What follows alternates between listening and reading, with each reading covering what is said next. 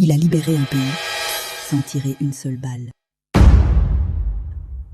Ce n'était pas un général, c'était juste un médecin, un paysan devenu intellectuel, cher ivoirien, à chacun son tabouret. Aujourd'hui, on ne va pas parler d'un chef d'État tombé du ciel, ni d'un révolutionnaire à Kalachnikov. On va parler d'une légende qui a arraché l'indépendance, sans tirer une balle, mais avec une parole, une vision et un combat long, stratégique et parfois solitaire. Son nom, Félix Houphouët-Boigny, fils de chef à Caen, médecin, syndicaliste, visionnaire. Il commence loin du pouvoir, mais proche du peuple. 1944, il crée le premier syndicat agricole africain. Il défie les colons, avec les mots, pas la machette, la loi.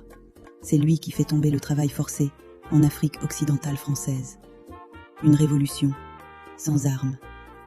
1956, il entre à l'Assemblée nationale française, devient ministre. Oui, un ministre africain dans le gouvernement français.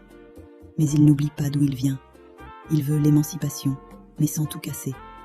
Pendant que d'autres hurlent l'indépendance, lui la construit, brique par brique. Il négocie, il anticipe, il sécurise l'avenir.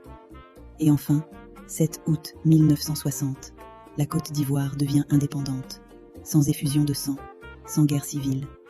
Juste l'intelligence d'un homme. Mais Houphouët ne s'arrête pas là. Il devient président de la République de Côte d'Ivoire. Et il bâtit des routes, des hôpitaux, des écoles. Yamoussoukro, son village natal, devient capitale. Il fait jaillir une basilique dans la savane. Il veut le meilleur pour l'Afrique. Il veut montrer que nous aussi, on peut rêver grand. Il met la paix au cœur de tout. Pendant que le monde s'enflamme, la Côte d'Ivoire devient un havre de stabilité. On l'appelle le sage de l'Afrique. Il devient un médiateur, un repère. Il dirige pendant 33 ans. Trop ? Peut-être. Mais il a tenu un pays. Il a formé une élite. Il a montré que l'Afrique pouvait briller sans tutelle. Avec sa tête, avec sa paix. Félix Houphouët-Boigny n'était pas parfait, mais il a compris une chose.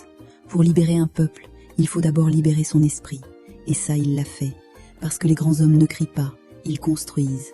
Et parfois, une seule voix peut suffire à faire naître une nation.